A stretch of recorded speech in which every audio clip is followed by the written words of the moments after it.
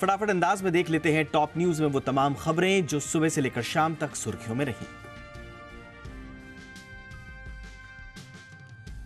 प्रधानमंत्री नरेंद्र मोदी ने छत्तीसगढ़ के मुंगेली में विजय संकल्प महारैली को संबोधित करते हुए एक बार फिर कांग्रेस सरकार पर हमला किया। पीएम मोदी ने कहा कि प्रथम चरण के मतदान से यह स्पष्ट हो गया है कि छत्तीसगढ़ में कांग्रेस सरकार ने आपको 5 साल लूटा, अब इनकी विदाई का समय है। छत्तीसगढ़ के आदिवासी, गरीब, पिछड़े सभी कांग्रेस की विदाई के लिए आतुर हैं। यहाँ की महिलाओं ने ठान लिया है कि उन्हें कांग्रेस नहीं चाहिए। कांग्रेस भी अब समझ गई है चला चली की बेला है, अब कांग्रेस सरकार कुछ दिन का ही खेला है, ये कहना था प्रधानमंत्री नरेंद्र मोदी का। छत्तीसगढ़ के मुख्यमंत्री भूपेश बघेल ने प्रधानमंत्री नरेंद्र मोदी के बयान पर पलटवार करते हुए कहा कि पीएम पहले बीजेपी नेताओं पर कार्रवाई करें, उसके बाद हमारी बात करें। भूपेश बघेल ने यह भी कहा कि पीएम रमन सिंह, हिमंत बिस्वा शर्मा और अजीत पवार पर कार्रवाई की जाए। प्रधानमंत्री नरेंद्र मोदी के बाद राहुल गांधी ने भी नीमच जिले में आम सभा को संबोधित किया। राहुल गांधी ने भ्रष्टाचार और जातिगत जनगणना के मुद्दे पर मंच से बड़ी बात कह दी। उन्होंने कहा कि पिछड़ा वर्ग की आबादी मध्य प्रदेश में ज्यादा है और उसी के मुताबिक उन्हें अधिकार भी मिलना चाहिए। राहुल ने यह भी कहा कि मध्य प्रदेश में हमारी सरकार आने पर जाति आधारित जनगणना की जाएगी।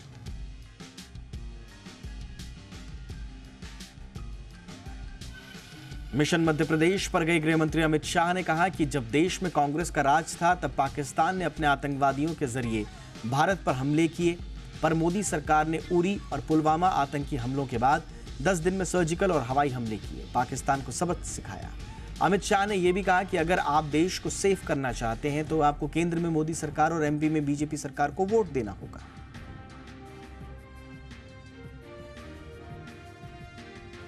दिल्ली में दिवाली के अगले दिन प्रदूषण को लेकर पर्यावरण मंत्री गोपाल राय ने पर्यावरण विभाग के अधिकारियों के साथ समीक्षा बैठक की। मीटिंग के बाद गोपाल राय ने प्रेस कॉन्फ्रेंस कर कहा कि दिल्ली के उन तमाम लोगों को बधाई जिन्होंने सुप्रीम कोर्ट के आदेश के मुताबिक अपनी जिम्मेदारी को समझते हुए पटाखे नहीं जलाए। साथ ही गोपाल राय ने यह भी कहा कि बीजेपी के नेता जैसे पटाखे जलाने के लिए उकसाते रहे, उसके कारण प्रदूषण स्तर में इतनी बढ़ोतरी हुई।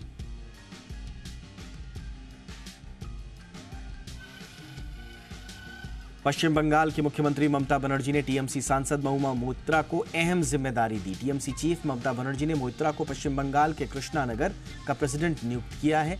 कृष्णानगर सीट से लोकसभा सांसद महुआ मोइत्रा को टीएमसी ने ऐसे समय में यह जिम्मेदारी दी है जब वो लोकसभा में पैसे लेकर सवाल पूछने के आरोपों से घिरी हुई हैं। पिछले दिनों ही लोकसभा की एथिक्स कमेटी ने उन्हें निष्कासित करने की सिफारिश की थी। प्रधानमंत्री नरेंद्र मोदी जनजातीय योजना दिवस यानी 15 नवंबर को आदिवासियों के लिए 24,000 करोड़ की योजना लॉन्च करेंगे। इस योजना को PMPVTG यानी कि particularly vulnerable tribal groups development mission नाम दिया गया है। इसका मकसद विशेष रूप से संवेदनशील जनजाति समूहों की सामाजिक आर्थिक स्थिति में सुधार करना है।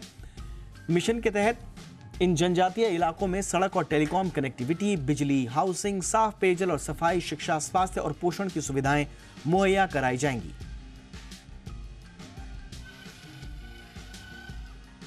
एक और दिल्ली से लेकर मुंबई तक लोग आज प्रदूषण से परेशान हैं, तो वहीं दूसरी ओर महाराष्ट्र के मालेगांव में स्थित मोहन थिएटर में टाइगर 3 के स्क्रीनिंग के दौरान थिएटर के अंदर जमकर आतिशबाजी हुई।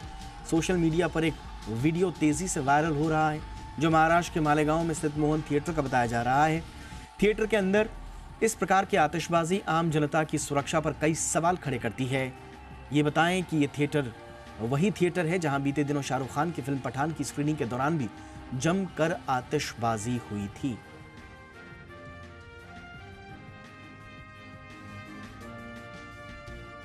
हैदराबाद में सोमवार को एक बहुमंजिला इमारत में आग लगने से 9 लोगों की मौत हो गई। पुलिस ने जानकारी देते हुए बताया कि घटना शहर के बीचों बीच नामपल्ली के बाजार घाट इलाके में हुई। घटना की सूचना मिलते ही दमकल की 4 गाड़ियां मौके पर पहुंची और आग पर काबू पाया गया, लेकिन तब तक कई लोग बुरी तरह से जल गए थे। आग बुझाने के बाद फायर ब्रिगेड ने 21 लोगों को बाहर निकाला, अस्पताल पहुंचाया। इसमें से 9 लोगों की मौत हो चुकी है, जबकि 12 लोग अभी भी गंभीर हालत में हैं। इनका इलाज चल रहा है। आपको बताएं कि आग ग्राउंड फ्लोर में रखे केमिकल्स के ड्रमों में लगी थी।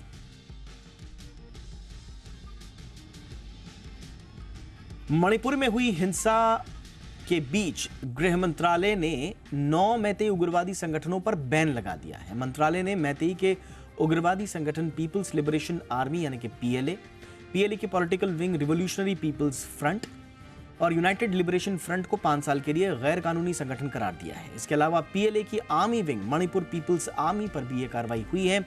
Peoples revolutionary party of Kangleipak और कंगलीपाक कम्युनिस्ट पार्टी पर भी गृह मंत्रालय ने बैन लगा दिया है।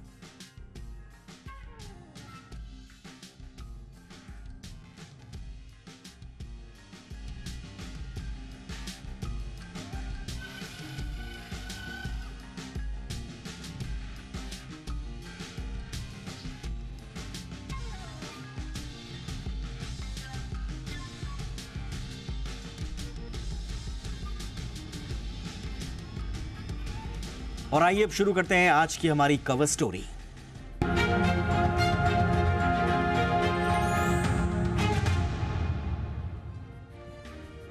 उत्तराखंड के उत्तरकाशी में बन रहे टनल के एक हिस्से के गिरे हुए करीब 36 घंटे से ज्यादा हो चुका है, लेकिन अभी तक फंसे हुए 40 मजदूरों को निकालने की उम्मीदें तो बनी हुई हैं, लेकिन जो कोशिशें चल रही हैं वो अभी नाकाफी साबित हो रही हैं। बचाव का काम पूरा होना तो दूर की बात है, अभी तक इस बात पर ही मंथन हो रहा है कि किस तकनीक से मजदूरों तक पहुंचा जाए। कुछ कोशिश जरूर हुई है उन तक पहुंचने की, वॉकी टॉकी से वहां तक पहुंचने की कोशिश हुई है। इसके अलावा वहां पर ऑक्सीजन और खाने पीने की कुछ चीजें पहुंचाने की कोशिश भी हुई है, लेकिन सुरक्षित मजदूरों को बाहर कैसे निकाला जाए इस पर अभी भी वहां पर काम चल रहा है। जिस कंपनी के पास सुरंग बनाने की जिम्मेदारी थी उस कंपनी का रिकॉर्ड खराब रहा है। इसी साल नागपुर में कंपनी के कंस्ट्रक्शन साइट पर हादसा हुआ था, इसमें 20 लोगों की जान चली गई थी।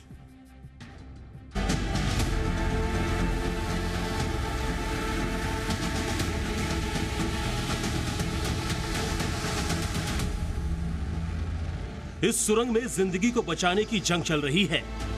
इस सुरंग में 40 परिवारों की उम्मीद अंधेरे में है। उत्तराखंड के उत्तरकाशी के सुरंग में 40 मजदूरों की सांस अब रेस्क्यू टीम के हाथों में है। जितनी देर हो रही है, सांसों की डोर छूटने की आशंका उतनी ही ज्यादा बढ़ रही है।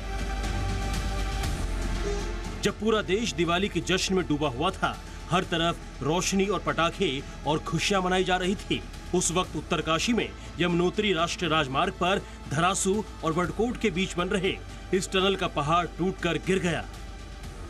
ये tunnel all weather road project का हिस्सा है। फंसे हुए मजदूरों को बाहर निकालने के लिए रेस्क्यू में एनडीआरएफ और एसडीआरएफ की टीम लगी हुई है, लेकिन उस मजदूरों तक कैसे पहुंचा जाए, रेस्क्यू टीम के लिए यही सबसे बड़ी चुनौती है। गनीमत यह है कि टनल में फंसे मजदूर अभी जिंदा हैं, उनसे संपर्क भी हो रहा है। मजदूरों तक पाइप के जरिए ऑक्सीजन और खाने की सप्लाई हो रही है। मजदूरों को पाइप से ही पानी दिया जा रहा है। ये देखिए, ये पाइपलाइन है और ये पाइप है। इसी पाइप के थ्रू पूरी जो एयर है, जो यहाँ से ऑक्सीजन से उसकी सप्लाई की जा रही है और पिछले 24 घंटे से इसी तरह की पाइपलाइन के जरिए वहाँ तक ऑक्सीजन को भेजा जा रहा है। जो जीवन के लिए सबसे ज़रूरी है वो ऑक्सीजन यहीं से जाती है। ग्राउंड जीरो की एक्सक्लूसिव तस्वीर है, आप इसको देखेंगे। तमाम यहाँ पर जो वर्कर्स हैं वो भी लगे हुए हैं। हादसे के 30 घंटे बाद उत्तराखंड के मुख्यमंत्री पुष्कर सिंह धामी घटनास्थल पर पहुंचे। उत्तराखंड टनल हादसे के बाद सीएम धामी ने मौके पर पहुंचकर फंसे हुए मजदूरों से बात की। उत्तराखंड सरकार ने अगले 24 से 48 घंटे में मजदूरों को बाहर निकालने का दावा किया है। यमुनोत्री में जिस नवयुग इंजीनियरिंग कंपनी को टनल बनाने का टेंडर दिया गया था, उसका ट्रैक रिकॉर्ड अच्छा रहा है। इस हादसे के 3 महीने के अंदर अब उत्तराखंड में नवयुग कंपनी के कंस्ट्रक्शन साइट पर हादसा हो गया। हादसा भले ही पहाड़ के टूटने से हुआ हो, लेकिन जिम्मेदारी कंपनी पर ही थी। उत्तराखंड टनल हादसे को लेकर जी मीडिया ने नवयुग कंपनी से प्रतिक्रिया मांगी है, लेकिन अभी तक कोई जवाब नहीं आया है। जो मजदूर टनल के अंदर फंसे हुए हैं, उनमें ज्यादातर बिहार, झारखंड और उत्तर प्रदेश के हैं। अब उनका परिवार सलामती के लिए भगवान से प्रार्थना कर रहा है। जैसे जैसे समय बीतता जा रहा है, परिवार वालों के साथ रेस्क्यू ऑपरेशन की टीम के लिए संकट बढ़ता जा रहा है। रामानुज, जी मीडिया, उत्तरकाशी। और जरा अपडेट ले लेते हैं इस वक्त क्या है वहां से ताजा अपडेट। इसके लिए मैं रुख करूंगा प्रदीप रावत रमाल्टा का, स्थानीय पत्रकार हैं। प्रदीप, बहुत बहुत स्वागत है। पहले तो स्थिति बताएं प्रदीप, क्या स्थिति है? रेस्क्यू शुरू तो हुआ है, लेकिन बचाने की जो कवायद है मजदूरों को, वो कहाँ तक बढ़ पाई? अभी जो रेस्क्यू कार्य जो शुरू हुआ था, जो कल ही शुरू हुआ था और काफी देर से शुरू हुआ, जैसे सुबह 5:30 बजे जब ये हादसा बताया जा रहा है, जिस तरह से कंपनी के लोग बता रहे, तो जो उसका रेस्क्यू है वो काफी देर में शुरू हुआ। और दीपावली की छुट्टी थी, तो वहाँ जो आला अधिकारी हैं, जिला स्तर के अधिकारी, वो भी मौके पर नहीं थे, वो भी काफी देर से पहुंचे।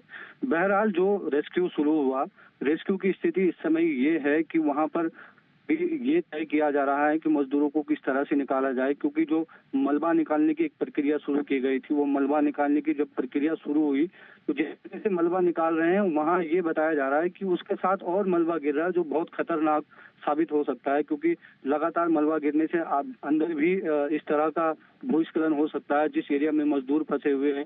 तो अब ये जिस तरह से अभी प्रशासन की टीमों ने, आपदा प्रबंधन के सचिव डॉक्टर रंजीत सिन्हा वहां पर थे, जिस तरह से उनका कहना है कि वहां ह्यूम पाइप डाले जाएंगे और ह्यूम पाइप के जरिए मजदूरों को बाहर निकालने का प्रयास किया जाएगा। तो इसमें बहुत वक्त लग सकता है, क्योंकि जो पाइप है वो देहरादून और हरिद्वार से वहां भेजे जा रहे हैं और एक मशीन भी मंगवाई गई, तो वो मशीन अर्पण यदुवंशी का स्टेटमेंट पढ़ रहा हूँ प्रदीप, ये कह रहे हैं कि कल रात तक हम निकाल लेंगे, अभी हम कोशिश कर रहे हैं, लग रहा है कि हो जाएगा। हाँ, मुझे नहीं लगता है कि कल रात भी संभव हो पाएगा, क्योंकि जिस तरह से अभी पाइप वहां उत्तरकाशी पहुंची नहीं है, मुझे लगता है देर रात तक पाइप वहां पहुंचेंगे। उसके बाद ड्रिलिंग की जाएगी और ड्रिलिंग करने के बाद इन पाइपों को वहां तक पहुंचाया जाएगा, फिर इनको जोड़ा जाएगा। तो उसमें मुझे लगता है कि 2 दिन का वक्त कम से कम लग सकता है दीप। लेकिन तब तक अभी ये गनीमत ये है कि वहां पर एक पाइपलाइन जो है वो वहां से पर्ची डाली जा रही है, खाने पीने का सामान डाला जा रहा है, ऑक्सीजन डाली जा रही है। आपको लगता है कि उनकी सुरक्षा के लिए और 2 दिन तक अगर वक्त लगता है तो उनके लिए ये चीजें पर्याप्त होंगी इस पाइपलाइन के जरिए जो भेजी जा रही हैं? देखो, फिलहाल केवल दुआएं कर सकते हैं लोग, प्रार्थना कर सकते हैं कि वो किसी तरह वहां बचे रहें। कितना उन 40 लोगों के लिए एक पाइप के जरिए कितना खाना पहुंचाया जा रहा होगा वहां से, आप अंदाजा लगा सकते हैं कि वहां से कोई दाल या चावल या रोटी इस तरह का खाना नहीं वहां भेज सकते। वहां ड्राई फूड ही, मतलब इस तरह का चने हो गए या कुछ दूसरी चीजें ही, इस तरह की चीजें भेजी जा सकती है। तो उस पर वो कितना, अगर जितना देर होंगी उनकी सांसों को बचाने में उतनी मुश्किल होगी, क्योंकि वो एक एक सांस को उस घुप अंधेरे में किस तरह से जी रहे होंगे, अंदाजा लगा करके ही रूह कांपने लगती है कि किस तरह से एक टनल के अंदर, बंद टनल के अंदर, जहां ऑक्सीजन भी पाइप से दी जा रही है, वो कैसे जी रहे होंगे। और उस टनल में केवल भूस्खलन का खतरा नहीं है, वहां पानी भी अंदर रिस रहा है, तो वो एक बहुत बड़ा खतरा है। जितनी देर होगी उनको उतनी ज्यादा खतरा बढ़ता जाएगा। मैं आखिरी सवाल पूछ रहा हूं आपसे, ये जो कंपनी है इसका कोई रिएक्शन आ पाया है? क्या इसको, क्या ये स्वाभाविक इसको वो हादसा मान रहे हैं या लापरवाही से ऐसा हो गया? कुछ प्रतिक्रिया दी है कंपनी ने? कंपनी के लोगों का ये कहना है कि वो इस पे नहीं कह रहे हैं कि भाई ये घटना हुई है या इस तरह की चीजें होती है। कंपनी के लोग कह रहे हैं कि फिलहाल हम लोगों को बचा ले। लेकिन मैं आप एक चीज आपको बताऊं, जो ये टनल बनाई जा रही है, इस टनल को इस 2023 में बन करके पूरा हो जाना चाहिए था, लेकिन ये टनल नहीं बन पा रही है, क्योंकि बार बार यही भूस्खलन की जो घटनाएं उस टनल के अंदर हो रही हैं। बावजूद इसके कंपनी के लोग इस पे काम जारी रखे हुए हैं, और ये फ्यूचर इसका क्या होगा, इस पे भी सवालिया निशान है, क्योंकि जिस तरह से ये पूरा एक स्ट्रक्चर इनका जो बनाया हुआ था वो धड़ाम हो गया, तो क्या भविष्य में ये टनल सुरक्षित रह पाएगी, इस पर भी बड़ा सवालिया निशान है। जी बिल्कुल, ये एक स्वाभाविक आपकी चिंता है, आपका आकलन है, क्योंकि ये बड़ा प्रोजेक्ट है। प्रधानमंत्री नरेंद्र मोदी खुद इसकी निगरानी कर रहे हैं और आज प्रधानमंत्री, गृह मंत्री, रेल मंत्री, तमाम लोगों ने हादसे को लेकर सीएम धामी से वहाँ पर बातचीत भी की। लेकिन ये जो 4 धाम का जो पूरा प्रोजेक्ट चल रहा है, इसका मेजॉरिटी जो है ये पूरा टनल के अंदर है वहाँ पर। तो ऐसे में अगर टनल में इस तरह के हादसे हो रहे हैं, सवाल या निशान तो लगेंगे, लेकिन क्या कुछ होता है आगे देखना अभी बाकी है। उम्मीद हम ये करते हैं, हमारी दुआएं भी हैं कि 40 के 40 मजदूर जो हैं अंदर सुरक्षित रहें और उन तक राहत और बचाव का जल्द से जल्द जो पूरा सिलसिला है वो आगे बढ़ता रहे। बहुत बहुत शुक्रिया प्रदीप जी, आपने वक्त निकाला हमारे लिए। अब चलते हैं ज़रा दीपक यादव मेरे सहयोगी के पास, और वो सिलसिलेवार तरीके से आपको बताएंगे और थोड़ा सा ग्राफिक्स के जरिए जो टनल की जो स्थिति है वो भी आपको बताएंगे। ओवर टू यू दीपक, ज़रा बताएं कि ये हादसा कैसे हुआ, क्या समझ में आ रहा है, कहाँ ये चूक हो गई, हादसा कैसे हुआ, कुछ समझ में आ पा रहा है क्या? देखिए, हम दीपक जैसी जानकारियां मिल रही हैं उसके आधार पर हमने एक एनिमेशन बनाया है। उस एनिमेशन से समझने की कोशिश करेंगे, दर्शकों को बताने की कोशिश करेंगे कि क्या हुआ है असल में। उत्तराखंड के उत्तर में उत्तरकाशी है और यहीं पर वो घटना हुई है। और इस घटना में किस तरह से हुआ होगा वो हम बताने की कोशिश करते हैं। ये जो टनल है, ये पूरी टनल करीब 4.5 किलोमीटर की है, जैसा कि मैं आपको दिखा पा रहा हूं। ये 4.5 किलोमीटर की टनल है, जिसमें से 230 मीटर कंक्रीटिंग एक तरह से हो गई थी, एक तरह से इसको पूरी तरह से पक्का कर दिया गया था, टनल बन चुकी थी। लेकिन 230 मीटर के ठीक आगे ये हादसा हुआ है। ये जो भूस्खलन हुआ है, जो मलबा गिरा है, वो ठीक 230 मीटर के आगे हुआ है। 50 मीटर हिस्सा करीब धंस गया है, आगे और भी ज्यादा धंसा हुआ हो सकता है। इसके बाद 2800 मीटर अंदर वो 40 मजदूर जिनकी हम बात कर रहे हैं, वो मुहाने से, यानी सिलक्यारा और डांडलगांव अगला हिस्सा है। सिलक्यारा की तरफ से अगर आप जाते हैं तो 230 मीटर हिस्सा तैयार है, उसके बाद ये हादसा हुआ है और उसके 2800 मीटर आगे करीब मजदूर वहां पर मौजूद हैं, ऐसा बताया जा रहा है। 40 मजदूर हैं, फंसे हुए हैं और सभी सुरक्षित हैं। उनसे बातचीत हो रही है, उनको खाना दिया जा रहा है, ऑक्सीजन दी जा रही है, पानी दिया जा रहा है। यहीं से एक पाइपलाइन डाली गई है, वो पाइपलाइन के जरिए ही उनको ऑक्सीजन प्रोवाइड किया जा रहा है। उसी पाइपलाइन में कंप्रेशर के जरिए चना या जो भी ड्राई फ्रूट्स, जैसा भी खाना उनको भेजने की कोशिश हो रही है, उन तक पहुंच रहा है, पानी उन तक पहुंच रहा है, जिससे वो सरवाइव कर पा रहे हैं। अब सवाल उठता है कि अगर एक तरफ काम चल रहा है तो दूसरी तरफ से निकल क्यों नहीं जाते? क्योंकि काम सिर्फ 4 किलोमीटर तक ही हुआ है, आधा किलोमीटर काम अभी बाकी है, इसलिए वो आगे से पूरी तरह से जो टनल है वो बंद है। तो आप देख सकते हैं जो सफेद हिस्सा है वो पूरी तरह से बंद है, यानी मजदूर यहां पर फंसे हुए हैं। तो ये पूरा परिदृश्य है जो मैं आपको बताने की कोशिश कर रहा हूं। अब इसमें जो रेस्क्यू ऑपरेशन चल रहा है, उस रेस्क्यू ऑपरेशन में कोई एक संस्था काम नहीं कर रही है। एनडीआरएफ लगी है, एसडीआरएफ लगी है, एनएचआईडीसीएल लगी है, बीआरओ है, आईटीबीपी है, ये सारी संस्थाएं लगी हुई हैं और इनको बचाने का काम कर रही हैं। हमारे साथ एक्सपर्ट भी हैं जिन्होंने लंबे समय तक इंफ्रास्ट्रक्चर में काम किया है, रियल एस्टेट में काम किया और काफ़ी टेक्निकली चीज़ों को समझते हैं, सिविल इंजीनियर हैं। हमारे साथ निमिष गुप्ता जी हैं, उनसे बात करते हैं।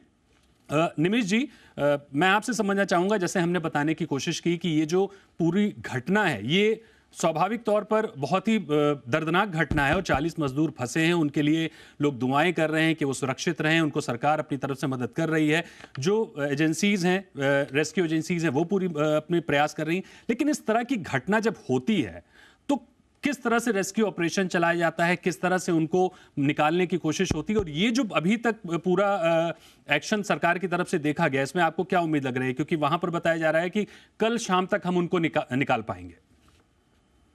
दीपक जी, धन्यवाद इस टॉपिक पे बात करने के लिए, मुझे बुलाने के लिए। एनडीआरएफ और एसडीआरएफ की क्षमताएं हम बाकी जगह भी देख चुके हैं। आई थिंक दुनिया की सबसे अच्छी संस्थाओं में से एनडीआरएफ और एसडीआरएफ आती हैं, जो हमारे देश में नहीं, बाहर जा जाके भी लोगों का बचाव करती हैं। तो उनकी क्षमताओं में, और जिन एजेंसीज का आपने नाम लिया है, उनकी क्षमताओं में कोई कमी नहीं है। मैं एक बहुत मूलभूत बात करना चाहूंगा इस पर, जो कि बहुत जरूरी है ये समझना कि जब हम इन एजेंसीज की बात करते हैं, हिमालय एक मेटामॉर्फिक रॉक से बना हुआ पहाड़ है। सारे जो रॉक्स हैं वो भुरभुरे रॉक्स हैं, जिनको रूपांतरिक चट्टानें भी कहा जाता है। ठीक है, इन चट्टानों की खुद की टेंडेंसी होती है, इनके आपस में कुछ कोहेजन होता नहीं है, इसीलिए बहुत जरूरी है कि आपको जियोलॉजिस्ट की जरूरत हो। जब ऐसे प्रोजेक्ट्स बनते हैं तो जियोलॉजिस्ट की एक एजेंसी को परमानेंटली वहां पर रहना, ताकि उन सब चीजों के लिए ऐसी परिस्थितियों में ना सिर्फ उनको वो प्रोएक्टिवली इन परिस्थितियों को रोक पाए, वार्निंग दे पाए कि इस तरह से काम करने पे शायद भूस्खलन हो जाएगा और इस भूस्खलन से फिर एक आपदा आ सकती है। तो जरूरी है कि इन सब ऐसे प्रोजेक्ट्स में जियोलॉजिस्ट को यहाँ पर लाना चाहिए, जो कि एक मेरी बहुत बड़ी धारणा है। स्पेशली जब भी हिमालय में प्रोजेक्ट चल रहे हैं, एक मैंडेटरी प्रोविजन होना चाहिए कि जियोलॉजिस्ट की कोई एजेंसी, एक अच्छी क्षमता वाली सवाल एजेंसी। इसमें ये आता है कि जब भी इस तरह के, निमिष सर, मैं माफी चाहूंगा, एक सवाल आपसे जानना चाहूंगा कि इस तरह के प्रोजेक्ट जब भी बनते हैं उसमें हम प्रॉपर सर्वे करते हैं, हम सॉइल टेस्टिंग करते हैं, वो पूरी जो टनल हम बना रहे हैं उसमें आगे हम कैसे बढ़ रहे हैं, टीबीएम कैसे आगे बढ़ रही है, आगे क्या पानी है कि गाद है कि क्या है, वो सारी चीजें पता चलती रहती हैं। तो क्या यहाँ पर सर्वे में कोई कमी रह गई? क्योंकि ये घटना पहले भी हुई है और उसके बाद में भी ये बड़ी भारी घटना इसलिए है क्योंकि वो जो भूस्खलन है वो रुक नहीं रहा है। आप जितनी भी गाद निकाल रहे हैं उसमें से और गाद आती जा रही है। दीपक जी, इसी टॉपिक के संदर्भ में मैं आपसे और बात करना चाहूंगा। चिंता का विषय सिर्फ ये प्रोजेक्ट नहीं है, चिंता का विषय वो इंफ्रास्ट्रक्चर प्रोजेक्ट्स हैं जो अभी हाल ही के समय में जिनमें एक्सीडेंट्स हुए हैं। और इसमें एक देश की विडंबना है सर, बहुत बड़ी विडंबना है, जिसके बारे में मैं हमेशा बोलते आया हूँ पुराने समय से भी। वो है कि हमारी जो क्षमताएं हैं, हमारी जो टैलेंट है, हमारी जो प्रतिभाएं हैं, सिविल इंजीनियरिंग में हो या फिर जियोलॉजी में हो, भूवैज्ञानिक हो, किसी को भी कोर इंजीनियरिंग में काम करने की इच्छा नहीं है। और इस वजह से आप उनका पलायन देखते हैं, ना सिर्फ देश से बाहर, बट उन फील्ड्स में जहां पे उनको लगता है कि मैं थोड़ी सी आराम की जिंदगी, मैं नहीं कहना चाहूंगा, ये जो काम होते हैं बड़े डिफिकल्ट काम होते हैं सर। ये आसान होता है, मुझे यहाँ आज मैं अपने रूम में बैठा हुआ हूँ और मैं बोल रहा हूँ कि हाँ ये हो रहा है। जो व्यक्ति वहां पे काम कर रहा है उन सब के लिए बड़ी डिफिकल्ट सिचुएशन होती है। इसलिए जरूरी है कि उन प्रतिभाओं को वहां पर लाया जाए ताकि उनको लगाया दिया जाए। अब सबसे बड़ी प्रॉब्लम यहाँ पर जो है, जब आपने कहा कि इन प्रोजेक्ट्स की प्लानिंग होती है, डीपीआर एक बहुत इंपॉर्टेंट एस्पेक्ट है किसी प्रोजेक्ट का। हमारे यहाँ पे अच्छे डीपीआर कंसल्टेंट्स का होना वो एक लाजमी चीज है। इंटरनेशनल कंपटीशन हो, इंटरनेशनल लेवल के हमारे पास डीपीआर कंसल्टेंट्स आए, इंटरनेशनल लेवल की एजेंसीज इस पे काम करें। जितना ज्ञान हम इनिशियली इन प्रोजेक्ट्स में पहले डाल सकते हैं, उन सारे रिस्क फैक्टर्स को हम निकाल सकते हैं, उन रिस्क फैक्टर्स की प्लानिंग कर सकते हैं, रिस्क मिटिगेशन कर सकते हैं। ये प्रॉपर रिस्क मैनेजमेंट स्ट्रेटजीज होती हैं किसी भी प्रोजेक्ट को अच्छी तरह से कंप्लीट करने के लिए। जब तक आप उस डीपीआर में एक प्रॉपर रिस्क मैनेजमेंट स्ट्रेटजी नहीं लगाएंगे, इस तरह की आपदाओं का सामना करना पड़ेगा। अनफॉर्चुनेटली ये आपदाएं उस समय होती हैं, हम कुछ समय के लिए जागते हैं और उसके बाद हम भूल जाते हैं। जरूरी ये है कि हम इन आपदाओं से सीख लें। शॉर्ट में मेरा एक अंतिम सवाल सिर्फ ये होगा कि ये जो अभी तक सरकार इस पूरे घटनाक्रम में बचाव कार्य में लगी है, ये कितना मुफीद हो पा रहा है? इसको और बेहतर कैसे किया जा सकता है? क्या कुछ सुझाव देंगे आप इसमें उन 40 जिंदगियों को बचाने के लिए? दीपक जी, जैसे मैंने सुना पढ़ा भी कि इन एजेंसीज ने जियोलॉजिकल सर्वे ऑफ इंडिया और एक देश के प्रमुख कॉन्ट्रैक्टर की जियोलॉजी डिपार्टमेंट को भी बुलाया है। इसमें जियोलॉजिस्ट का एक बहुत इंपॉर्टेंट रोल ना सिर्फ प्लानिंग के लिए है बट बचाव के लिए भी है। जैसा आपने कहा कि जैसे जैसे, क्योंकि ये भुरभुरा रॉक है, ये मेटामॉर्फिक रॉक है, जैसे जैसे आप मलबा हटाएंगे वो भूस्खलन, उसके ऊपर ओवरबर्डन है, वो ओवरबर्डन गिरता जाएगा और वो एक और बड़ा रिस्क पैदा कर सकता है। इसके लिए जैसे एक ह्यूम पाइप की तरीका है, जो ह्यूम पाइप को ड्राइव करके एक बॉक्स टेक्निक से निकालकर उनको निकाला जाए, एक बड़ा ह्यूम पाइप ड्राइव किया जाए अंदर, ताकि आप पूरे के पूरे एक उसके लिए शेल बना दें और वहां से आप लोगों को निकाल पाएं। और फिर धीरे धीरे आप उसको मलबे को एक एक उसमें जो आपका पाइप है, पाइप के द्वारा बाहर निकाला जाए, उसके आसपास के मलबे को धीरे धीरे निकाला जाए। लेकिन इसके लिए आपको एक प्रोटेक्टिव लेयर भी लगानी पड़ेगी, एक फॉल्स वर्क करना पड़ेगा ताकि और मलबा ना गिरे। अब ये समझना जरूरी है, इसलिए जियोलॉजिस्ट की जरूरत पड़ेगी कि वो मलबा कितना है, कितना वजनी है, ताकि आप फॉल्स वर्क की डिजाइन कर पाए। फॉल्स वर्क एक स्पेशलाइज्ड डिजाइन टेक्निक होती है जो हर कॉन्ट्रैक्टर ने वो करनी होती है। और इस काम को करने से पहले भी डीपीआर में भी शायद उसके ऊपर एक महत्ता दी गई होगी कि आपने फॉल्स वर्क की डिजाइन कैसे करनी है, फॉल्स वर्क का अप्रोच क्या होना है, और जब इस तरह की परिस्थिति आएगी तो इसको मैनेज कैसे करना। बिल्कुल, बहुत बहुत शुक्रिया करेंगे निमिष जी आपका हमारे साथ जुड़ने के लिए और इस पूरी मामले पर अपनी राय देने के लिए। शुक्रिया सर। इस बीच दीपक, मैं आपको बता दूं कि यहां पर जितने भी मजदूर फंसे हैं, उन 40 मजदूरों में 8 राज्यों के 40 मजदूर हैं। उसमें झारखंड के भी हैं 15 मजदूर, उत्तर प्रदेश के 8 हैं, ओडिशा के 5 हैं, बिहार के 4 हैं, पश्चिम बंगाल के 3 हैं, उत्तराखंड जहां पर यह घटना हुई है उसके 2 मजदूर हैं, असम के 2 हैं और हिमाचल प्रदेश का 1 मजदूर है। तो ये 40 जिंदगियां अभी भी जद्दोजहद कर रही हैं अपनी जान बचाने के लिए। बिल्कुल, और इसीलिए पूरे देश की निगाहें हैं दीपक। और जो निमिष जी ने कहा, बड़ी महत्वपूर्ण बात बोली कि जो जियोफिजिकल जो रिसर्च होनी चाहिए उसके इर्द गिर्द भी इसको देखना पड़ेगा। इस तरह के हादसे नए नहीं हैं पहाड़ में, लेकिन हादसों से जोशीमठ के नीचे एक टनल बोरिंग मशीन फंसी हुई है, पूरी की पूरी एक प्रोजेक्ट एक पूरा पंचर हो चुका है। टनल इसी तरह से टनलिंग हो रही थी, टीबीएम अंदर जाती है, पूरा प्रोजेक्ट पंचर हो जाता है। तो हम क्या पहले के हादसों से हमने सबक लिया, नहीं लिया, ये एक बहुत बड़ा सवाल है। लेकिन फिलहाल अब फोकस इसी पे कि इन 40 मजदूरों को जैसे तैसे वहाँ से बाहर निकाला जाए। लेकिन प्रॉब्लम यही है कि जैसे जैसे अंदर वो पहुंच रहे हैं वहाँ पर पानी अब रिस रहा है, इसलिए रेस्क्यू ऑपरेशन लगातार मुश्किल होता जा रहा है। उम्मीद हमारी, दुआएं हमारी इन मजदूरों के साथ और तमाम एजेंसीज के साथ जो रेस्क्यू ऑपरेशंस में लगी हुई हैं। शुक्रिया दीपक इस डिटेल्ड जानकारी के लिए। सांसदों और विधायकों के खिलाफ क्रिमिनल केसेस के स्पीडी डिस्पोजल के लिए सुप्रीम कोर्ट ने हाल ही में गाइडलाइंस जारी की हैं। इन गाइडलाइंस में क्या है और क्या क्या बदलाव आएंगे इन गाइडलाइंस के एक बार इम्प्लीमेंट होने के बाद, और एग्जैक्टली सुप्रीम कोर्ट ने ये कहा क्यों, ये पूरा मसला आखिर है क्या। हमारे देश में ऐसे आपने बहुत सारे डेटा सुने होंगे जो ये बताते हैं कि बहुत बड़ी तादाद में, एक अच्छी खासी तादाद में सांसदों और विधायकों के खिलाफ क्रिमिनल केसेस रजिस्टर्ड हैं, लेकिन इनका निपटारा उतना स्पीड से नहीं होता और इसीलिए इस पर एक सुप्रीम कोर्ट में सुनवाई हुई थी। सुप्रीम कोर्ट ने इस पे याचिका आई, उसकी सुनवाई जब चल रही थी उसी दौरान सुप्रीम कोर्ट ने अपनी टिप्पणी में इन गाइडलाइंस का जिक्र किया है। ये क्या है आपको आगे बताएंगे, लेकिन पहले जरा मामला समझ लीजिए कि वो गाइडलाइंस एग्जैक्टली हैं क्या, फिर करेंगे उनका 360 डिग्री विश्लेषण। राजनीति से जुड़े लोगों का साफ सुथरा होना किसी भी देश के लिए बेहद जरूरी है। ये बुनियादी और बड़ी सीधी सपाट बात है, लेकिन सवाल ये है कि इस बात को गंभीरता से लेगा कौन। उम्मीद की किरण सुप्रीम कोर्ट बनकर आया है, जिसका साफ मानना है कि हमारे नुमाइंदों की आपराधिक पृष्ठभूमि का हमारे राजनीतिक लोकतंत्र पर सीधा असर पड़ता है। लिहाजा विधायकों और सांसदों पर दर्ज आपराधिक केसेस का निपटारा जल्द से जल्द होना चाहिए। बीते हफ्ते अदालत ने इस मामले पर सख्त रुख अख्तियार किया और सांसदों विधायकों के खिलाफ आपराधिक मामलों के जल्द निपटारे पर कई दिशा निर्देश जारी किए। आइए सबसे पहले आपको बताते हैं कि सुप्रीम कोर्ट के ये दिशा निर्देश क्या कहते हैं। सुप्रीम कोर्ट के मुताबिक हाई कोर्ट्स को ऐसे मामलों के त्वरित निपटारे के लिए स्वतः संज्ञान लेना चाहिए ताकि मामलों का स्टेटस पता चल सके। इस तरह के केसेस के लिए चीफ जस्टिस की अगुवाई में एक स्पेशल बेंच बनाई जा सकती है जो नियमित अंतराल पर मामलों की सुनवाई करे। इस तरह के मामलों में सजाए मौत या आजीवन कारावास जैसे दंडनीय अपराधों वाले मामलों को पहली प्राथमिकता मिलनी चाहिए। इसके बाद 5 साल की कैद और उससे कम सजा वाले दूसरे मामलों को प्राथमिकता मिले। सुप्रीम कोर्ट ने कहा कि अदालतों को किसी भी मामले में सुनवाई स्थगित करने की अनुमति नहीं दी जानी चाहिए जब तक कि कोई दुर्लभ परिस्थितियां न हो, और ऐसे मामलों के निपटारे के लिए पर्याप्त बुनियादी ढांचा और तकनीकी सुविधाएं मुहैया होनी चाहिए। सुप्रीम कोर्ट ने यह भी कहा कि हाईकोर्ट्स निचली अदालतों को इस बारे में समय समय पर रिपोर्ट भेजने को कह सकते हैं। यही नहीं, हाईकोर्ट्स की वेबसाइट्स पर भी इस तरह के मामलों के लिए एक अलग टैब बने जिसमें जिलावार ऐसे मामलों का पूरा लेखा जोखा हो। अब जरा यह भी जान लीजिए कि देश में ऐसे कितने मामले लंबित हैं।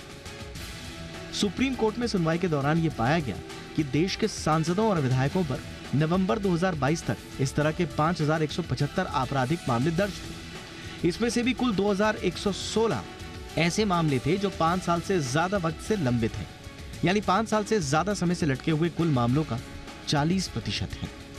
इससे आप अंदाजा लगा सकते हैं कि इच्छा शक्ति की कमी या कोई दूसरी वजह से भी किस तरह से माननीयों पर दर्ज मुकदमे तारीख पर तारीख की भेंट चढ़ जाते हैं। और ये स्थिति तब है जब देश की संसद में 40% सांसदों के खिलाफ गंभीर अपराध से जुड़े हुए मामलों का डेटा सामने आ चुका है। इनमें हत्या, हत्या की कोशिश, अपहरण, महिलाओं के खिलाफ अपराध जैसे मामले शामिल हैं। यही वजह है कि इन केसों को जल्द से जल्द निपटाने के लिए वकील अश्विनी दुबे ने साल 2016 में एक जनहित याचिका लगाई थी। इस पर सुनवाई करते हुए सुप्रीम कोर्ट ने इन गाइडलाइंस का जिक्र किया। अब वाकई में दागी सांसदों विधायकों के खिलाफ आपराधिक मामलों की जांच कितनी रफ्तार पकड़ेगी ये तो वक्त बताएगा, लेकिन फिलहाल ये कहा जा सकता है कि सुप्रीम कोर्ट के ये निर्देश इस बेहद पुराने और अहम मुद्दे के समाधान की ओर उठा एक अहम कदम जरूर है। ब्यूरो रिपोर्ट, जी मीडिया। तो 2016 में ये पिटिशन फाइल की थी एडवोकेट अश्विनी उपाध्याय ने, और तभी से ये इस मामले पर सुनवाई चल रही थी और अब जाकर ये दिशा निर्देशों की बात आई है। हालांकि देखिए, सुप्रीम कोर्ट ने साफ तौर पर कहा कि हम एक निश्चित एक निश्चित समयावधि में इनको किया जा सके इम्प्लीमेंट, ये तो हम नहीं कहते, लेकिन कम से कम जो गाइडलाइंस जारी की गई हैं उस पर आप एक कदम तो ज़रूर उठा सकते हैं। और क्या क्या हाई कोर्ट्स कर सकते हैं ये सुप्रीम कोर्ट ने एक तरह से अपनी टिप्पणी में कहा, और वो एक तरह से आप गाइडलाइंस मान सकते हैं। जैसा हमने बताया कि 2016 में अश्विनी उपाध्याय ने इस पूरे मामले को उठाया था, पिटिशन फाइल की थी कोर्ट में जिस पर सुनवाई चल रही है। अश्विनी उपाध्याय खुद इस वक्त हमारे साथ जुड़ चुके हैं। अश्विनी जी, बहुत बहुत स्वागत है सर आपका। सबसे पहले तो थोड़ा सा बैकग्राउंडर ही हमें बताएं सर कि क्या ज़रूरत पड़ी, क्या स्थिति है, कितना ज़रूरी है इस मुद्दे का सॉल्व होना। देखिए, जब 2016 में मुझे पता चला कि 4000 एमएलए और एमपी के खिलाफ केसेस चल रहे हैं, तो उस समय मैंने पीआईएल फाइल किया और मांग किया था कि जिस तरीके से सांसदों विधायकों को हर जगह एक प्रिविलेज मिलता है, एयरपोर्ट पे, बाकी और जगह पे एक उनको विशेष दर्जा मिलता है, वैसे ही आप इनको कोर्ट में भी विशेष स्थान दीजिए और एमएलए एमपी कोर्ट गठित करिए पूरे देश में और इनका मामला 1 साल में डिसाइड करिए, क्योंकि सांसदों विधायकों का केस लंबा चलता है तो उससे जनता का बहुत नुकसान होता है। वो तारीख पे तारीख जाते रहते हैं, मुकदमा उनका चलता नहीं है। उनको होना चाहिए पार्लियामेंट और विधानसभा में, उनको वहां पे काम करना चाहिए, उसकी बजाय वो कोर्ट कचहरी के चक्कर लगाते रहते हैं। 2017 में सुप्रीम कोर्ट ने ऑर्डर किया कि भाई इनके लिए एमएलए एमपी कोर्ट गठित करिए, उसमें 12 कोर्ट बनी, फिर उसको बढ़ा के 50 कोर्ट बनी।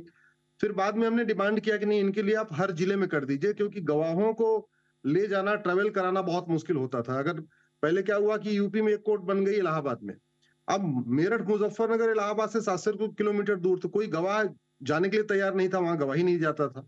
तो फिर अभी सुप्रीम कोर्ट ने ये बात मान लिया है कि भाई प्रत्येक जिले में एक जज होगा और डेजिग्नेटेड जज होगा जो सांसदों विधायकों का मुकदमा 1 साल में डिसाइड करेगा। और 2018 से लेके 2023 के बीच में अब तक 250 लोगों को सजा हो चुकी है एमएलए एमपी कोर्ट के जरिए, और ऐसे ऐसे लोगों को सजा हुई है जिनका मुकदमा 20 साल 25 साल से चल रहा था। जैसे अतीक अहमद को सजा हुई, उनके भाई अशरफ अहमद को हुई, अफजाल अंसारी को हुई, मुख्तार अंसारी को हुई, आजम खां को हुई, उनके बेटे अब्दुल्ला आजम को हुई, राहुल गांधी का मैटर डिसाइड हुआ। ऐसे देश भर में 250 सांसदों और विधायकों को सजा हुई एमएलए एमपी कोर्ट के जरिए, लेकिन अभी 5000 मुकदमे चल रहे। हमारा ये कहना है कि जब किसी व्यक्ति का मुकदमा, अगर पब्लिक सर्वेंट का अगर 2 दिन के लिए भी अगर उसको अरेस्ट कर लेते हैं तो आप उसको सस्पेंड कर देते हैं, टर्मिनेट कर देते हैं। ऐसे केस में एमएलए एमपी का मुकदमा जल्दी डिसाइड हो, 1 साल के अंदर डिसाइड हो। प्लस हमारी दूसरी मांग यह है कि इनके चुनाव लड़ने पे लाइफ बैन होना चाहिए। अभी केवल 6 साल का बैन है। और तीसरी हमारी मांग ये भी है कि जो आदमी सजा याफ्ता है, इसके पार्टी बनाने, पार्टी पदाधिकारी बनने पे भी लाइफ बैन होना चाहिए।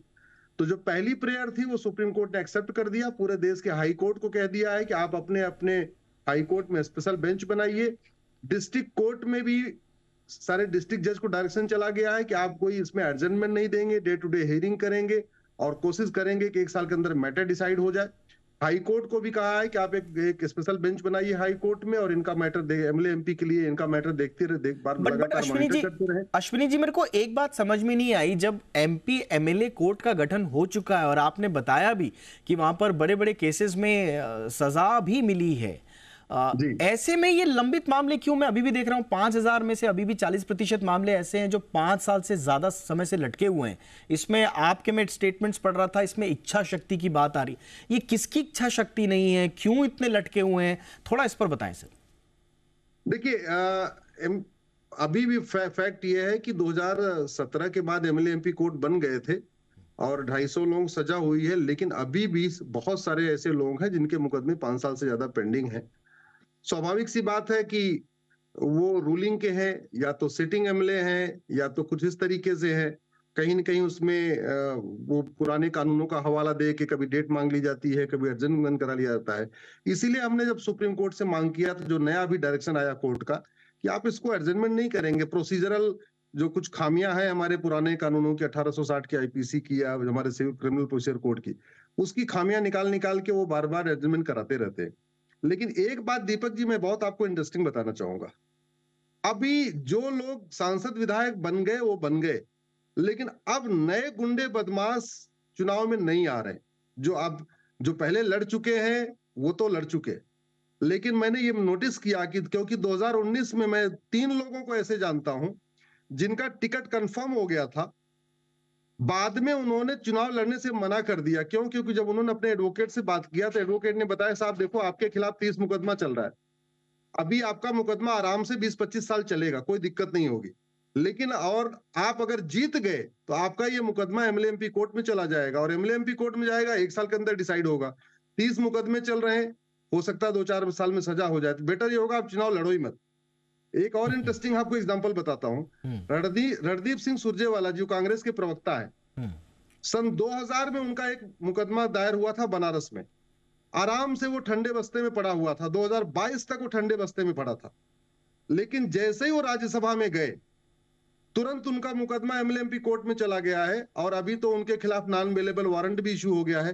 हालांकि सुप्रीम कोर्ट ने उसको स्टे कर दिया, उनको थोड़ी राहत मिल गई है, लेकिन अब वो भी उनको भी उस प्रोसीजर के थ्रू फॉलो करना पड़ेगा। तो ये जो एमएलएमपी कोर्ट है एक डेटरन के तरीके काम कर रहा है। ठीक है। जो पहले सांसद विधायक बन गए, लेकिन अब गुंडे, बदमाश, माफिया, ड्रग स्मगलर्स और इस तरीके का जो बड़े बड़े काले कुबेर है ना, अब वो आने से डर रहे हैं। क्यों? क्योंकि उनको लगता है कि यार एमएलए एमपी नहीं बनूंगा तो उनका मुकदमा 20 साल, 30 साल, 40 साल चलेगा। और अगर बन गए, स्वाभाविक सी बात है, आदमी चुनाव लड़ता है बनने के लिए बनता है, बन गए तो एक नई मुसीबत आ जाएगी। पता चला 6 महीने विधायक रहे, उसके बाद जेल में चले जाएंगे। अब नए लोग आना बंद कर दिए। लेकिन वो 6 साल का ही है अभी भी। आप कह रहे हैं कि लाइफ बैन लगना चाहिए, आजीवन इनके चुनाव लड़ने पर बैन लग जाना चाहिए। अभी 6 साल ही है। बिल्कुल, हमने उसको भी चैलेंज किया है। हमारी इस पीआईएल में 3 मांग थी। पहला तो एमएलए एमपी कोर्ट बनाइए और इनका मुकदमा 1 साल के अंदर डिसाइड करिए।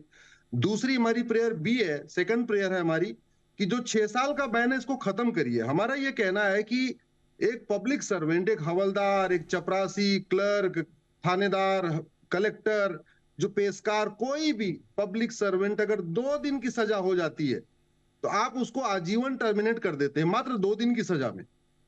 दूसरी तरफ सांसद विधायक के लिए 2 साल तक की सजा में तो कोई सस्पेंशन है ही नहीं है। 2 साल से कम की सजा होती है तो चुनाव लड़ने पे कोई बैन ही नहीं है। पहली बात तो यही गलत है। हमारा ये कहना है कि अगर पब्लिक सर्वेंट के लिए, आईएएस आईपीएस के लिए 2 दिन का नियम है तो एमएलए एमपी के लिए भी 2 दिन का नियम होना चाहिए, 2 साल की होना चाहिए। और एक बार चलो 2 साल का भी अगर आपने मान लिया भाई ठीक है 2 साल से ऊपर चुनाव लड़ने पे बैन लगेगा, तो फिर केवल 6 साल का क्यों? फिर तो आप ये 6 साल वाला फार्मूला आप आईएएस आईपीएस पे भी लागू करिए, तहसीलदार, हवलदार, क्लर्क, कांस्टेबल पे भी लागू करिए। ये गलत है, तो उसको हमने चैलेंज किया है और सुप्रीम कोर्ट ने कहा है कि उस पर सुनवाई अगले महीने करेंगे। तो मुझे पूरा विश्वास है कि चुनाव लड़ने पे बैन हो जाएगा। और एक बात और डोवाल जी, बहुत सारे ऐसे लोग जो सजा याफ्ता है वो चुनाव नहीं लड़ सकते 6 साल, लेकिन वो पार्टी अध्यक्ष बन के बैठे हुए, मतलब चुनाव खुद नहीं लड़ सकते लेकिन दूसरों को चुनाव लड़ा सकते हैं। टिकट बांट रहे हैं। जैसे लालू यादव सजा याफ्ता है, पार्टी अध्यक्ष बने, चौटाला सजा याफ्ता है, पार्टी अध्यक्ष बने हुए, शशिकला सजा याफ्ता है, पार्टी अध्यक्ष है, मधु कोड़ा सजा याफ्ता है, पार्टी अध्यक्ष है। ऐसे देश भर में करीब 200 ऐसे लोग हैं जो सजा याफ्ता हैं और वो छोटी छोटी पार्टी, कुछ लोग बड़ी पार्टी, कुछ लोग छोटी पार्टी, वो पार्टी अध्यक्ष बने हुए हैं, बाकायदा चंदा ले रहे हैं, उसमें काले धन काले का सफेद कर रहे हैं, क्योंकि पॉलिटिकल पार्टियों को जो चंदा तो आता यानी है कि वो... जी आप कह रहे हैं कि सजा याफ्ता लोगों का किसी भी तरह का पॉलिटिकल एंगेजमेंट ना हो, इसके लिए आप चाह रहे हैं कि उनको पूरे पॉलिटिकल स्पेक्ट्रम से कानूनन बाहर कर देने के प्रावधान आए। अब मेरा आखिरी सवाल है सर, हमारे दर्शकों की जानकारी के लिए बता दीजिए, ये हम बार बार गाइडलाइंस कह रहे हैं तो ये क्या बाध्यकारी होती है, किस तरह की होती है, थोड़ा ही बता दीजिए। हाई कोर्ट्स कैसे इसको इंप्लीमेंट करेंगे, कब से करेंगे, ये थोड़ा सा बताएं सर। नहीं, जो सुप्रीम कोर्ट का जजमेंट होता है वो अंडर जब 142 को यूज करके अपनी जो उनकी प्लेनरी पावर है उसको यूज करके जब गाइडलाइन इशू करते हैं तो लॉ ऑफ द लैंड हो जाता है। अब वो कानून बन गया, अब तो वो कानून बन गया। हाँ, पार्लियामेंट उस गाइडलाइन को चेंज कर दे, कानून बना के, अलग बात है। अदरवाइज वो जो सुप्रीम कोर्ट गाइडलाइन अपने आप में कानून हो गया। अब जो भारत में टोटल 25 हाई कोर्ट है, वो 25 की 25 हाई कोर्ट अपने यहाँ एक स्पेशल बेंच बनाएंगी। स्पेशल बेंच का 5 काम होगा। पहला काम, डिस्ट्रिक्ट कोर्ट के जो मुकदमे चल रहे हैं उनको लगातार मॉनिटर करते रहना, डिस्ट्रिक्ट जज से, सेशन जज से लगातार कम्युनिकेशन करते रहना। दूसरा, सुप्रीम कोर्ट ने अपनी जजमेंट में ही बोला है कि हाई कोर्ट अपने वेबसाइट पे एक अलग से उसमें एक टैब डाल के रखेगा जहां ये उसमें मॉनिटर होता रहेगा कि हाई कोर्ट के जुडिशन जितने जिले हैं उस पूरे, मतलब पूरे राज्य में किस जिले में कितने एमएलए एमपी के मुकदमे हैं, वो कब आए, उनकी चार्जशीट कब फाइल हुई, अभी क्या प्रोसीजर है, स्टेटस क्या, गवाहों के बयान चल रहे हैं, जो भी है, और अगर वो डिले हो रहा है 1 साल से तो क्यों हो रहा है, ये सारा वो एक वेबसाइट पे डालना पड़ेगा जिससे आम जनता भी उसको देख सके। तीसरा, बहुत सारा कैसा होता है कि जब सजा हो जाती है डिस्ट्रिक्ट कोर्ट से तो लोग हाई कोर्ट में आते हैं, स्टे ले लेते हैं और स्टे कंटिन्यू चलता रहता है, तो उसके चक्कर में वो नलीफाई हो जाता है जो डिस्ट्रिक्ट कोर्ट का जजमेंट है। तो सुप्रीम कोर्ट ने ये भी बोला है कि इस तरीके के केस जो हाई कोर्ट में पेंडिंग है उसको भी जो स्पेशल बेंच है हाई कोर्ट वाली वो भी देखेगी। तो एक तरीके से अब हाई कोर्ट को भी 1 साल के अंदर मैटर डिसाइड करना, ये भी हाई कोर्ट के लिए मैंडेटरी हो गया। यानी डिस्ट्रिक्ट कोर्ट भी मुकदमे की सुनवाई 1 साल में करेगी, हाई कोर्ट भी उस पूरे मुकदमे की सुनवाई 1 साल में करेगी। यानी अगर मान लो स्टे हो भी गया, सजा अगर पलट भी दिया हाई कोर्ट ने, तो हाई कोर्ट को भी 1 साल के अंदर उसका फाइनल जजमेंट निकालना पड़ेगा। इसलिए मुझे लगता है ये अपने आप में एक लैंडमार्क है। और अब आने वाले टाइम में जो गुंडे बदमाश आ रहे हैं, आने वाले हैं, वो तो आएंगे नहीं।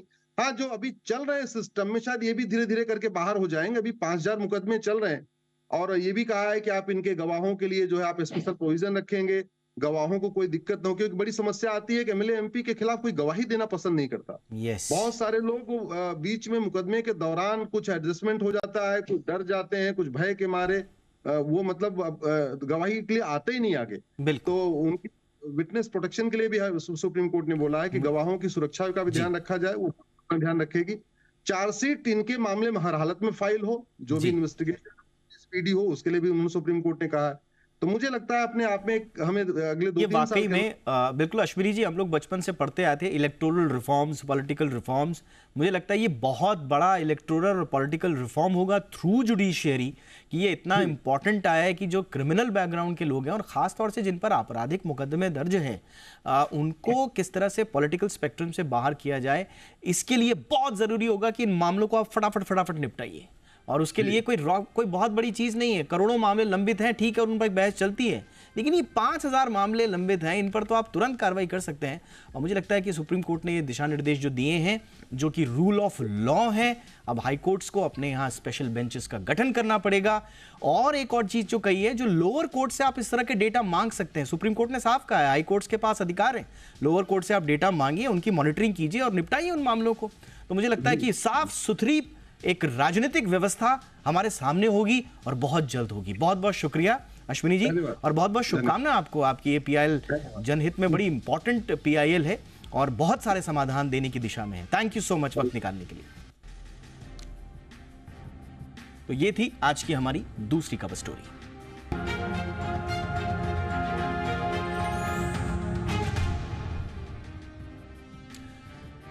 बाजार में दिवाली के बाद पहले ट्रेडिंग सेशन में गिरावट देखने को मिली। सेंसेक्स 345 अंक गिरकर 64,915 पर बंद हुआ, तो वहीं निफ्टी की 86 अंक फिसलकर 19,440 पर क्लोजिंग देखने को मिली। निफ्टी बैंक 111 अंक लुढ़ककर 43,885 पर बंद होने में कामयाब रहा। पूरा एक्शन दिन भर का बताएंगे आशीष चतुर्वेदी।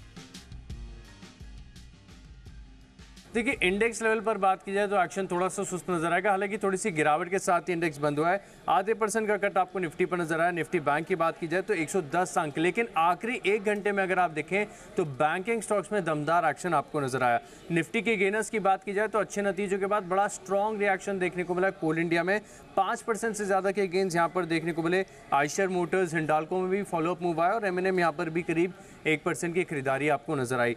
गिरने वाले स्टॉक्स की बात की जाए तो SBI life, Bajaj finance, Infosys, Apollo hospital, ये कुछ ऐसे स्टॉक हैं जहां पर आपको 1 से लेकर 2-2.25% की गिरावट देखने को मिली। लेकिन ब्रॉडर मार्केट्स में कैश के स्टॉक्स में भी अगर आप देखें तो एक्शन ठीक ठाक था। आज की जो नई लिस्टिंग है प्रोटीन ईगव, यहाँ पर अगर आप देखें तो लिस्टिंग सुस्त हुई थी, लेकिन इसके बाद फॉलोअप मूव काफी तगड़ा था। दिन के दौरान 12% तक ये मूव्स यहाँ पर रहे। शेयर इंडिया, ये स्टॉक हमने आपको बताया था दिवाली पिक के तौर पर, यहाँ पर देखे दिन के दौरान 10% तक के बड़े मूव्स देखने को मिले। कैम्स में करीब 7.5% की खरीदारी नजर आई। इसके अलावा कुछ छोटे स्टॉक्स हैं, मिसाल के तौर पर क्विक हील 10.5% का मूव है। EKC 16% चल गया। ITT सीमेंटेशन, यूनियन बैंक, ये कुछ ऐसे स्टॉक हैं जहां पर तगड़ी खरीदारी आपको देखने को मिली। लेकिन ग्लेनमार्क फार्मा बड़ा ब्रेकडाउन देखने को मिला, 5% की कट। पेज इंडस्ट्रीज नतीजे सोचते, बायोकॉन यहाँ पर भी नतीजों के बाद निराशा रही, 3% का कट रहा। और आबिट इंडिया यहाँ पर ब्रोकरेज हाउस की तरफ से जो डाउनग्रेड आया है, इसका असर देखने को मिला, करीब 3% की गिरावट यहाँ नजर आई। धनतेरस पर लोगों ने गोल्ड और चांदी की जमकर खरीदारी की। इब्जा के मुताबिक पिछले साल के मुकाबले इस बार करीब 8% ज्यादा गोल्ड की बिक्री हुई है। पूरी खबर डिटेल से जानते हैं हमारे कमोडिटी एडिटर मृत्युंजय कुमार झा से। बिल्कुल, देखिए, और इस धनतेरस पर सोने चांदी की बिक्री खूब बढ़ी है और इब्जा का मानना है कि इस धनतेरस पर गोल्ड की डिमांड में करीब 8% की बढ़ोतरी हुई है। और ये जो बढ़ोतरी है वो 39 टन से बढ़कर 42 टन के स्तर पर पहुंच गई है गोल्ड की बिक्री। हालांकि और बहुत सारे एसोसिएशन हैं जो अलग अलग आंकड़े दे रहे हैं, लेकिन इब्जा का मानना है कि करीब 8% की बढ़ोतरी गोल्ड की बिक्री में हुई है। और चांदी की बिक्री जो है वो 380 टन के आसपास रही है, जबकि लास्ट ईयर 340 टन सिल्वर की बिक्री हुई थी।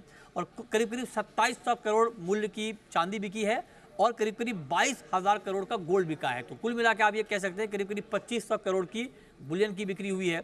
इसके पीछे की 2-3 बड़ी वजह हैं जिससे इस धनतेरस पर सोने चांदी की डिमांड बढ़ी है और इसकी बिक्री बढ़ी है। सबसे पहली और बड़ी वजह यह है कि जिस तेज़ी से गोल्ड सिल्वर के दाम बढ़ रहे थे वो दिवाली के आसपास आकर रुक गए, कीमतों में बढ़ोतरी रुक गई और उसका इम्पैक्ट हमने बिक्री पर देखा। आप देखिए कि पिछले 12-13 दिनों में करीब करीब 2,000 रुपये तक गोल्ड के दाम कम हो गए हैं। अक्टूबर में 10% की तेज़ी आई थी गोल्ड में, लेकिन उसके बाद गोल्ड कीमतों में गिरावट आई, उसका एक बड़ा इम्पैक्ट हुआ। दूसरी बड़ी वजह ये रही कि जो लॉन्ग टर्म के आउटलुक हैं गोल्ड के अभी भी वो अभी भी बहुत पॉजिटिव हैं, बुलिश हैं और लोगों को लगता है कि अगर आप गोल्ड में निवेश करेंगे तो लंबे समय में आपको मुनाफा होगा, फ़ायदा होगा। इससे भी गोल्ड में यहाँ पर एक अच्छी बाइंग यहाँ पर देखने को मिली है। तीसरी बड़ी वजह यह है कि एक अनुमान के मुताबिक इस सीज़न में 30 लाख शादियाँ हैं, तो शादी के पर्पज़ से भी जिनको गोल्ड खरीदना था, जिनको ज्वेलरी खरीदनी थी, उन लोगों ने भी धनतेरस का दिन चुना क्योंकि ये मौका शुभ होता है बाइंग के लिहाज से। तो यहाँ पर बाइंग होने की तो ये 2-3 बड़ी वजह है जिससे इस धनतेरस पर सोने की और चांदी की बिक्री बढ़ी है। और वक्त है अनिल सिंघवी की दिवाली पिक्स का, उनकी पसंद का शेयर जानने का। आइए जानते हैं। आरती इंडस्ट्रीज इस सेक्टर से आपके लिए मेरी पहली पिक है। जो सिंगल डिजिट के मार्जिन आए इस कंपनी के, ये सिंगल डिजिट से हाई डबल डिजिट मार्जिन की तरफ कंपनी बढ़ती हुई दिखेगी आपको। अगली दिवाली तक का लक्ष्य 675 और 802 लेवल का है, लेकिन मेरा ये मानना है कि अगर 3 साल तक आप इस स्टॉक को रखते हैं अपने पोर्टफोलियो में तो करीबन 1200 के टारगेट के लिए इस स्टॉक को आप अपने पोर्टफोलियो में 2 से 3 साल के लिए रख सकते हैं। शेयर इंडिया सिक्योरिटीज़, मुझे लगता है कि मार्केट में जिस तरह का पार्टिसिपेशन बढ़ रहा है रिटेल इन्वेस्टर्स का, जिस तरह से ऑप्शंस में वॉल्यूम बढ़ रहा है, जिस तरह से वायदा कारोबार के वॉल्यूम्स बढ़ रहे हैं, मुझे लगता है कि ये कंपनी एकदम वेल पोजीशन्ड है उसका फ़ायदा उठाने के लिए। मेरा अगले 1 साल तक का लक्ष्य जो है अगली दिवाली तक का 1800 और 2100 रुपये, ये 2 लक्ष्य हैं जिनके लिए आपको पोर्टफोलियो में इन्वेस्ट करना चाहिए। स्टॉक मैंने चुना है तीसरी पिक के तौर पर, वो है यूनाइटेड स्पिरिट्स यानी कि मैकडॉवेल। यहाँ पर खरीदारी करने की राय है और जब से ये कंपनी डियाजियो ने टेक ओवर की है उसके बाद से प्रॉफिट और ग्रोथ का ट्रैक रिकॉर्ड बहुत ज़बरदस्त आया है। 1 साल के लक्ष्य मेरा 1400 और 1550 का है। बहुत अच्छा रिस्पॉन्स इस IPO को मिला था और MSME फाइनेंसिंग में ये टॉप लीडर कंपनी है। मेरा अगली दिवाली तक के लिए लक्ष्य है 120 से रुपये 145, ये 2 टारगेट के लिए आपको SBFC फाइनेंस इस स्टॉक में आपको निवेश करना चाहिए। ये मेरी दिवाली की आज की चौथी पिक है।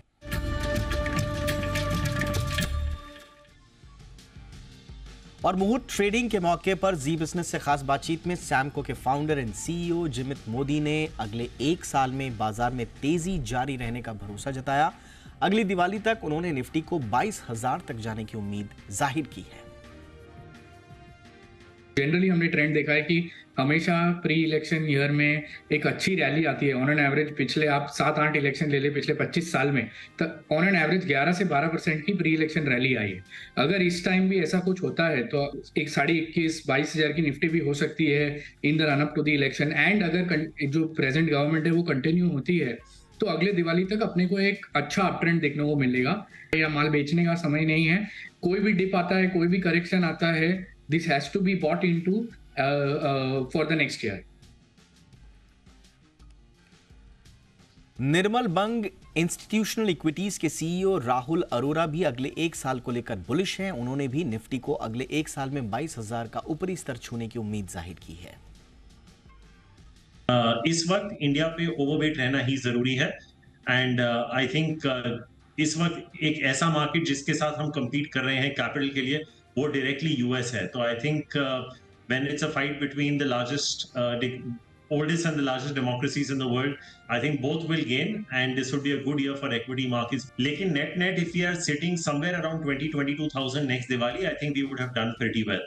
इसका कहने का मतलब ये नहीं है कि ईयर फ्लैट होगा, पैसे कमाने के आपको बहुत मौके मिलेंगे। इंडिया 360 में आज बस इतना ही, इजाजत दें, नमस्कार।